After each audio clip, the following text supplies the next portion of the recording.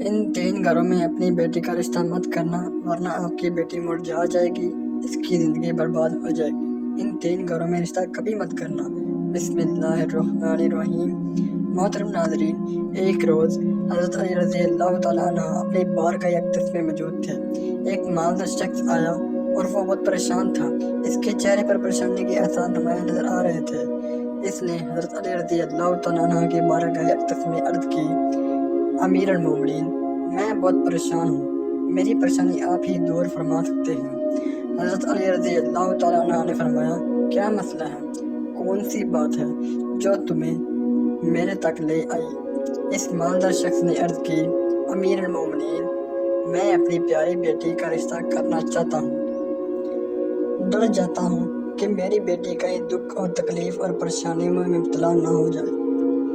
میری بیوی اور میں نے اصلاح کر کے آپ کی خدمت اقدس میں حاضر ہوا ہوں۔ مجھے کوئی ایسا گھرانہ بتائیں جس سے میری بیٹی کا گھر آباد رہے اور ہمیشہ ہمیشہ کے لیے خوش رہے، اور ہم اپنی پیاری بیٹی کا گھر ہنستا بستا دے کر ہمیشہ خوش رہیں۔ اس مالدار کی ہر بات میں وزن تھا، اس لیے حضرت علی رضی اللہ تعالیٰ عنہ نے فرمایا، اپنی بیٹی کا رشتہ کرتے وقت صرف 3 چیزوں کا خیال رکھنا ہے۔ آپ کی بیٹی کا گھر ہمیشہ آباد رہے گا، اس کو اپنا گھر جنت محسوس ہوگا۔ آپ رضی اللہ تعالیٰ عنہ نے فرمایا، باپ کے گھر میں بیٹی تو ملکہ ہوتی ہے، اور باپ اس لیے تو فکر مند ہوتا ہے۔ جب بیٹیاں باپ کے گھر میں جوان ہو جاتی ہیں تو باپ کو اپنے گھر کی 4 دیواریاں چھوٹی لگنے لگ جاتی ہیں، تاکہ اس کی بیٹی کو کبھی گرم ہوا بھی چھو کر نہ گزرے۔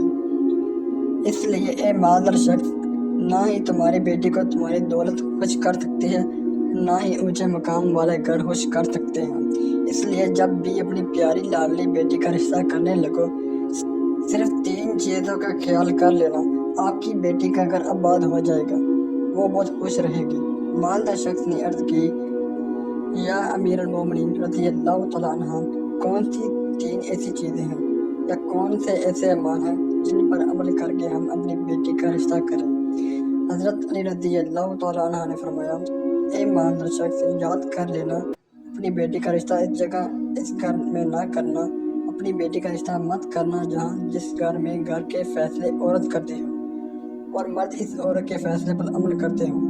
اپنی بیٹی کا رشتہ کبھی بھی ایسے گھر میں مت کرنا، ورنہ آپ کی بیٹی کا گھر بننے سے پہلے اجڑ جائے گا، برباد ہو جائے گا، آپ کی بیٹی کی دنیا برباد ہو جائے گی۔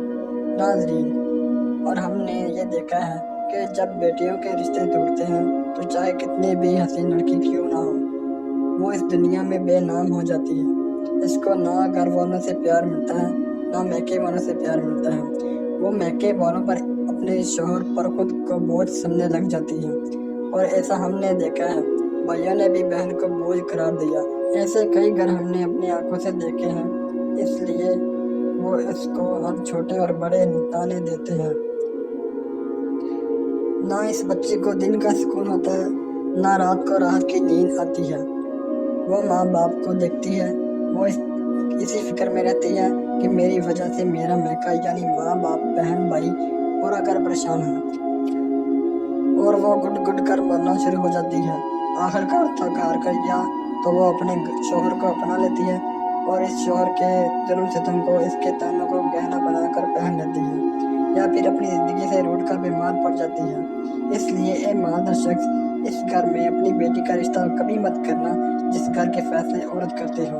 نمبر 2، حضرت علی رضی اللہ تعالیٰ عنہ نے فرمایا، اے شخص، کبھی بھی اپنی بیٹی کا رشتہ اس گھر میں مت کرنا، اس گھر میں مت کرنا جہاں عورتوں کی عزت نہ ہوتی ہو، جہاں صرف مرد ہی حکمرانی کرتا ہو، وہاں اپنی بیٹی کا رشتہ مت کرنا، ورنہ تمہاری بیٹی کا گھر بننے سے پہلے اجڑ جائے گا۔ ناظرین، ہم نے اپنے آس پاس یا کہیں نہ کہیں ضرور دیکھا اور سنا ہے، ایسے گھر بھی ہیں جو عورت کو اپنی جوتی کی نوک پر رکھتے ہیں۔ حالانکہ اللہ تعالیٰ کے پیارے نبی، ہمارے پیارے نبی حضرت محمد صلی اللہ علیہ وسلم نے فرمایا، جیسا تم کھاؤ اپنی بیوی کو ویسا ہی کھلاؤ، جیسا تم پہنو ویسا ہی اپنی بیوی کو پہناؤ۔ لیکن ایسے گھر بھی ہیں جو صرف خود کو اور اول سمجھتے ہیں اور اپنی بیوی کو خاطر خواہ میں بھی نہیں لاتے۔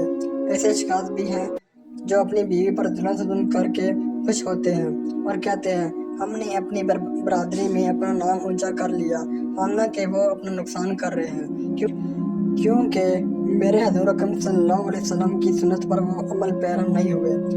وہ اپنے لیے عذابوں کا گڑھا کھود رہے ہیں۔ اس لیے اے شخص، اپنی بیٹی کا رشتہ اس جگہ مت کرنا جہاں عورتوں کی عزت نہ ہوتی ہو۔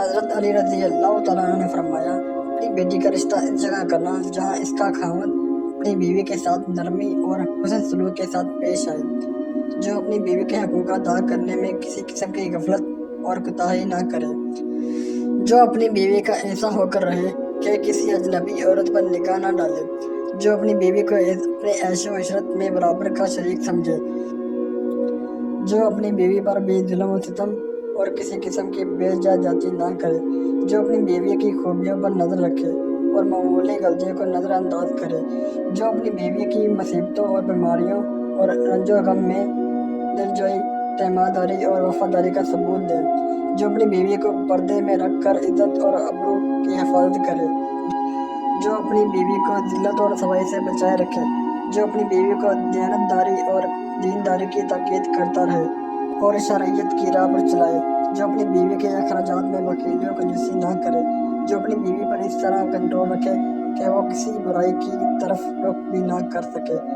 حضرت علی رضی اللہ تعالیٰ عنہ نے فرمایا، اے مالدار شخص، تیسری بات، تیسرا عمل، اپنی بیٹی کا رشتہ اس جگہ بھی مت کرنا جہاں اس کے کنبے یعنی اس کے خاندان میں طلاق بہت زیادہ ہو۔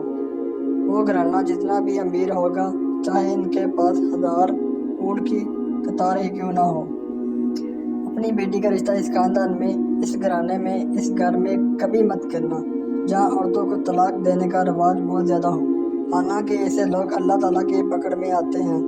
میرے اللہ تعالیٰ کا ارشاد مبارک ہے، طلاق دینا بدترین عمل ہے، کیونکہ یہ عمل شیطان کو بہت پسند ہے۔ اللہ تعالیٰ طلاق کے لفظ پر اور طلاق دینے والے پر بہت غضبناک ہو جاتے ہیں۔ ناظرین، آپ خود سوچیں، جس عمل پر پروردگار عالم غضبناک ہو جاتے ہوں، وہ انسان اس دنیا میں ذلیل و خوار ہوگا اور آخرت میں بھی رسوا ہوگا، بلکہ وہ تو خوار ہو گیا سمجھو۔ اس لیے اے شخص، ان 3 چیزوں پر عمل کرو اور اپنی بیٹی کا رشتہ کہیں اور کر دو، کیونکہ یہ سنت عمل ہے، اور آپ کی بیٹی ہمیشہ خوش رہے گی اور آپ کو بھی دعائیں دے گی۔ وہ مالدار شخص آیا تو مایوس ہو کر تھا، لیکن حضرت علی رضی اللہ تعالیٰ عنہ نے ان کے ذہن کے سارے فطور ختم کر دیے کہ اپنی بیٹیوں کے گھر کیسے پسند کرتے ہیں۔ میرے بہن بھائیوں، ہماری اللہ تعالیٰ سے دعا ہے، میری تمام بہنوں اور بیٹیوں کو اللہ تعالیٰ ان کے گھروں میں عزت والی زندگی عطا فرمائے اور ہمیشہ کے لیے ان کے سر پر اپنی رحمت کا سایہ برقرار رکھے اور خوش رکھے۔ اللہ پاک سے دعا ہے کہ اللہ پاک ہمیں ان تمام باتوں کو سننے، سمجھنے اور ان پر عمل کرنے کی توفیق عطا فرمائے، آمین۔